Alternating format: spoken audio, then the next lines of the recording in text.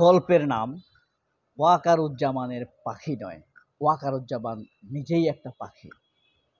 কথা হলো, ওয়াকারুজ্জামান নিজেই পাখি নাকি ওয়াকারুজ্জামানের একটি পাখি আছে? আমার এই গল্পটাকে আপনারা কোন নামে অভিহিত করবেন সেটা আপনারাই ভালো জানেন। ওয়াকারুজ্জামানের ইচ্ছা, শক্তি, অভিপ্রায়, প্যাট্রিয়টিজম নিয়ে আমরা পরে মিলাবো, আগে গল্পটি শুনি। গল্পটি ইসলামের খলিফা হারুনের যুগে। খলিফা হারুন তখন বাদশাহ বাগদাদের। তো তিনি বিকালে পায়চারি করছেন, সুন্দর লন ধরে হাঁটছেন যেখানে ব্যাবিলন। তো সেখানে দেখলেন এক লোক একটি বিশাল পাখি নিয়ে বসে আছে। তো খলিফা হারুন কৌশলবশত পাখিটির দাম জিজ্ঞেস করলেন এবং দাম জিজ্ঞেস করে তিনি চলে গেলেন। সামনে সমজাতীয় আরো অনেক পাখি দেখতে পেলেন, সেই পাখিগুলোরও দাম জিজ্ঞেস করলেন। খলিফা হারুনের মনে হলো এই বিক্রেতা পাখিটির দাম যথেষ্ট পরিমাণ বেশি চাচ্ছে। বেশি তো বেশি নয়, বহু বেশি।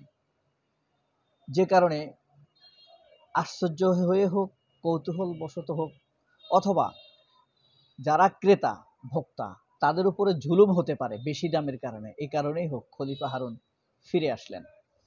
ফিরে এসে বিক্রেতাকে জিজ্ঞেস করলেন, তুমি পাখির যে দাম চেয়েছ, এই পাখির এত দাম কেন? তখন খলিফা হারুনের কথা শুনে লোকটি বলল, এটি কোনো সাধারণ পাখি নয়, এটি অনন্য সাধারণ এক ব্যতিক্রম পাখি। খলিফা হারুন বললেন, কি ধরনের ব্যতিক্রম? তখন বিক্রেতা বলল যে এই পাখিটি অসাধারণ।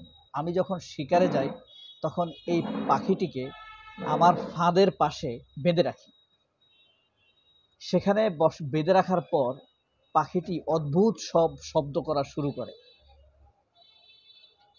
এবং এই শব্দ শুনে আশপাশ থেকে তার সমগোত্রীয় সমজাতীয় পাখিরা এখানে এসে ভিড় করতে থাকে।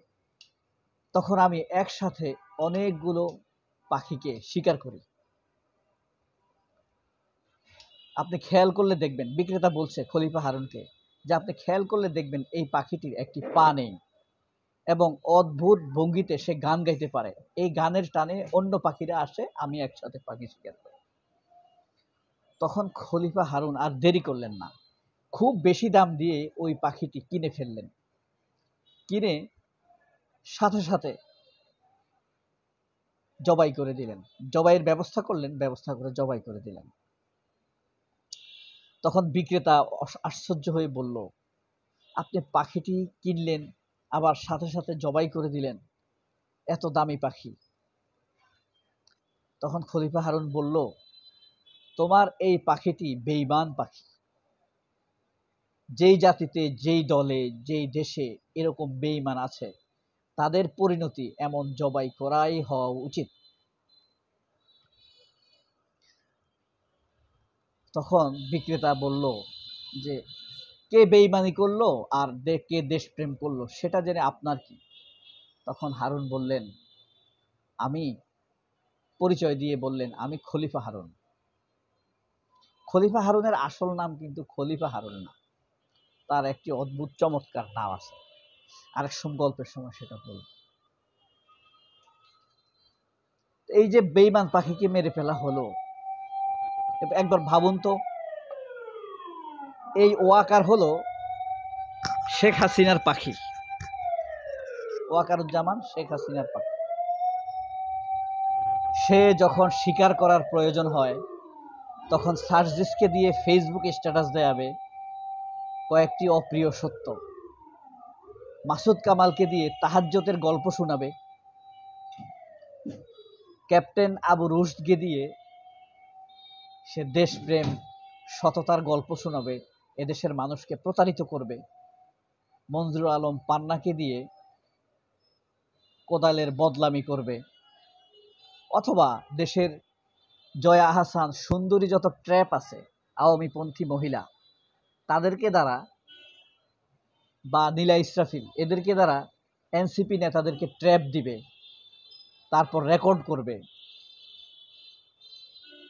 সাংবাদিক ইলিয়াস পিনাকি, কনক সারোয়ারদের একটি মামলাও প্রত্যাহার করতে দেবে না, আদালতকে চাপ দিবে। তখন সে তাহাজ্জতের গল্প শোনানো, যখনই সে কোনো অপকর্ম করবে তখনই সে হয় তাহাজ্জতের গল্প শোনাবে, নয়তো সততার গল্প শোনাবে, নয়তো সে ডক্টর ইউনূসের সাথে সাক্ষাৎ করবে। সে দেখবেন মাঝে মাঝে ডক্টর ইউনূসের সাথে সাক্ষাৎ, খালেদা জিয়ার সাথেও সাক্ষাৎ করেছে। সে যখন খালেদা জিয়ার সাথে সাক্ষাৎ করে সেপ্টেম্বর মাসের 23 তারিখ, তখন তার সাসপেন্ড প্রায় নিশ্চিত। খালেদা জিয়ার সাথে সাক্ষাৎ করে সে বিএনপি নেতাদের আস্থা নেবার চেষ্টা করেছে। এখন বলেন, এই যে খলিফা হারুনের বাকবাকুব গান, সর্বশেষ সে কি করলো? সার্জিস আলমকে বলল একটি স্ট্যাটাস দাও। সার্জিস আলম ফেসবুকে লিখলো কয়েকটি অপ্রিয় সত্য। ওয়াকারুজ্জামান 5ই আগস্টের পর থেকে প্রত্যেক শনিবারে আহতদেরকে দেখার জন্য হাসপাতালে যায়, অথচ এটি চরম মিথ্যা কথা। 5ই আগস্টের পর্যন্ত সে এ পর্যন্ত 2 বার গিয়েছে, একদিন ইফতার করানোর জন্য রমজানে, আরেকদিন তার আগে। এছাড়া সে কখনোই সেদিন হাসপাতালে যায়নি। এখন কথা হলো, সার্জিসকে দিয়ে কেন মিথ্যা স্ট্যাটাস দেয়াতে হলো ওয়াকারকে? এর কারণ হলো, এদিক দিয়ে সার্জিস স্ট্যাটাস দিবে, মানুষের দৃষ্টি আরেক দিকে ঘুরে যাবে। মানুষ তখন স্ট্যাটাস নিয়ে কল্পনা করবে, চিন্তা করবে, উত্তেজিত হবে। এই ফাঁকে শেখ হাসিনার খালাতো ভাইকে সে প্রমোশন দিয়ে ফেলবে। শামস তাবরেজ লেফটেন্যান্ট কর্নেল থেকে তাকে কর্নেল না বানিয়ে ব্রিগেডিয়ার জেনারেল বানিয়ে দিয়েছে। সেই লোক সরাসরি গুলি করার নির্দেশ রয়েছে। আমার দেশ পত্রিকা বন্ধ করার ইতিহাস রয়েছে তার, এবং বড় বড় গুমগুলো করার ক্ষেত্রে তার হাত রয়েছে। অথচ তাকে সাসপেন্ড না করে প্রমোশন দিয়েছে। এখন এই প্রমোশন দিলে তো হাউকাউ পড়ে যাবে চারদিকে। এই কারণে সে এর আগে আরেকটি ঘটনা, এই কারণে ওয়াকার আরেকটি ঘটনা, ওই পাখির মতো, পাখি কিন্তু ডাক দিয়ে উঠে, গান গেয়ে উঠে, তখন অন্য পাখিরা এসে তার দিকে মনোযোগ দেয়, শিকারে শিকার করে। ওয়াকারও এরকম ডাক দেয়, মানুষের দৃষ্টি সেদিকে যায়, আর সে তার আসল কাজ করে ফেলে। তো পাখির যে পরিণতি হয়েছিল, ওয়াকারের আনুগত্য, কর্মতৎপরতা এবং অবিনীত মানসিকতা, এদেশের মানুষের, গরিব মানুষের, রিক্সাওয়ালা কামার কুমারের ট্যাক্সের টাকায় তার বেতন হয়, তার স্ত্রীর শাড়ি হয়, বাচ্চা কাচ্চার পড়াশোনা হয়, তার মা বাবার খাবার হয়, আত্মীয় স্বজন পরিচয় দেয় আমাদের ওয়াকার সেনাপ্রধান। অথচ সে আনুগত্য এই দেশের প্রতি নয়। অন্যদিকে একবার চোখ বন্ধ করে ভাবুন তো, এই ভিডিওটা বন্ধ করে দেন প্রয়োজনে, চিন্তা করে দেখেন, এখন যদি আমাদের পার্শ্ববর্তী দেশের সাথে কোনো যুদ্ধ হয়, ওয়াকার কার প্রতি আনুগত্য প্রকাশ করবে? কি বিশ্বাস হয় আপনার? সবাই অনেক ভালো থাকবেন। আল্লাহ হাফেজ। আসসালামু আলাইকুম।